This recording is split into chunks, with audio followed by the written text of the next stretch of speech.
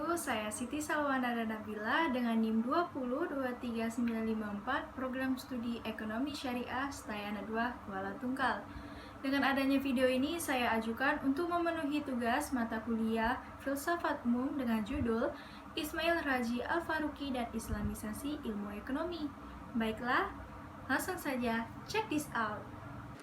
Baiklah, yang pertama saya akan menjelaskan biografi dari Ismail Raji Al-Faruqi. Ismail Raji Al-Faruqi lahir di Java, Palestina tanggal 1 Januari 1921. Ayahnya bernama Abdul Huda Al-Faruqi, sesosok religius dan qadhi terpandang di Palestina. Ismail Raji Al-Faruqi mendapatkan didikan agamanya langsung dari ayahnya dan masjid di sekitar rumahnya. Awal perjalanan intelektual Ismail Raji Al-Faruqi dimulai dengan belajar di College des Frères atau Santa Yosef tahun 1936. Setelah mendapatkan pendidikannya di College des Frères tahun 1941, Al-Faruqi melanjutkan studi di American University of Beirut dengan mengambil kajian bidang filsafat dan meraih gelar Bachelor of Arts. Kemudian Ismail bekerja untuk pemerintah Inggris di Palestina. Namun pada tahun 1945 dia dipilih sebagai gubernur Galilea. Tapi setelah Israel mencaplok Palestina, ia pindah ke Amerika Serikat. Di Amerika Serikat, ia melanjutkan pendidikan master dalam bidang filsafat di University of Indiana dan University of Harvard. Dia melanjutkan pendidikannya dengan mengambil gelar Doktor Filsafat di University of Indiana dan di Al-Azhar University pada tahun 1952. Dia kemudian mengajar ke beberapa universitas di seluruh dunia, di antaranya Universitas Kanada, Pakistan, dan Amerika Serikat. Pada tahun 1968, dia menjadi guru besar di studi Islam Temple University, Amerika Serikat. Kemudian Ismail Raji Al-Faruqi wafat pada 27 Mei 1986 dan menurut beberapa sumber Al-Faruqi meninggal karena diserang oleh orang yang tak dikenal yang diidentifikasi sebagai agen Mossad atau agen rahasia Israel. Tragedi ini menewaskan istrinya yang bernama Dr. Louis Lamnya dan kedua putranya. Selanjutnya saya akan menjelaskan latar belakang pemikiran Islamisasi ilmu Ismail Raji Al-Faruqi. Alasan yang melatar belakangi pemikiran Islamisasi ilmu Al-Faruqi adalah bahwa umat Islam saat itu berada dalam keadaan yang lemah dan telah menjadikan Islam berada pada zaman kemunduran dan menempatkan umat Islam berada di anak tangga bangsa-bangsa terbawah. Kemudian di kalangan kaum muslimin berkembang buta huruf, kebodohan, dan tahayul. Akibatnya umat Islam lari kepada keyakinan yang buta, jumud, bersandar kepada literalisme dan legalisme, atau menyerahkan diri kepada pemimpin-pemimpin atau tokoh-tokoh mereka. Dalam kondisi seperti itu, masyarakat muslim melihat kemajuan barat sebagai sesuatu yang mengagumkan. Kemudian menurut beliau, Islamisasi ilmu dapat dicapai melalui pemanduan ilmu-ilmu baru ke dalam khazanah warisan Islam dengan membuang, menata, menganalisa, menafsir ulang, dan menyesuaikannya menurut nilai dan pandangan Islam. Selanjutnya, Islamisasi ekonomi. Al-Atas dan Al-Faruqi merangkum wilayah bahasan Islamisasi ilmu ke dalam 3 hal, yaitu epistemologi, metodologi, dan aksiologi. Islamisasi bukanlah masalah mengurangi ataupun menambahkan suatu elemen tertentu, melainkan proses menciptakan, menggabungkan, ataupun mengaransemen ulang ilmu tertentu.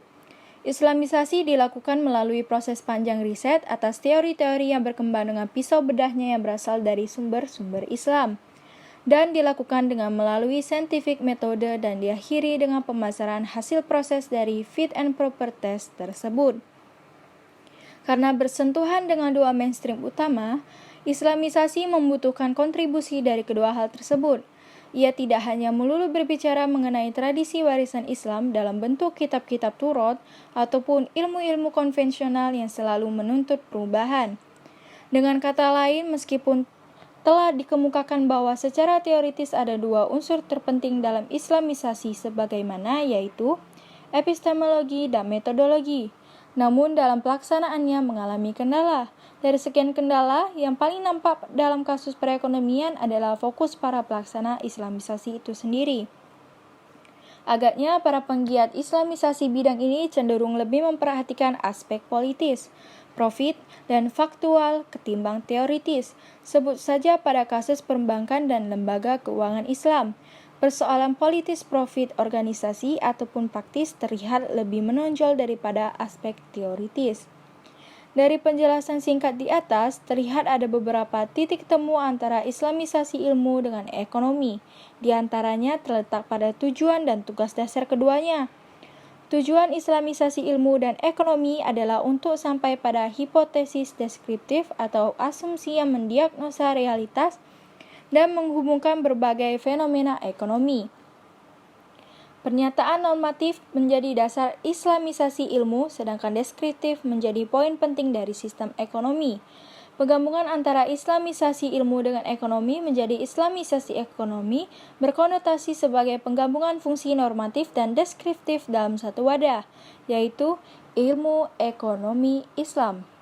Adapun tugas dasar ekonomi adalah mengelaborasi dan menganalisa elemen dan hukum-hukum yang berkaitan dengan ekonomi, serta dampaknya dalam jangka pendek maupun jangka panjang dalam kehidupan. Adapun Islamisasi ilmu akan menyuguhkan aturan yang diperlukan untuk dianalisa dan dielaborasi sebagai pondasi dasar disiplin ekonomi.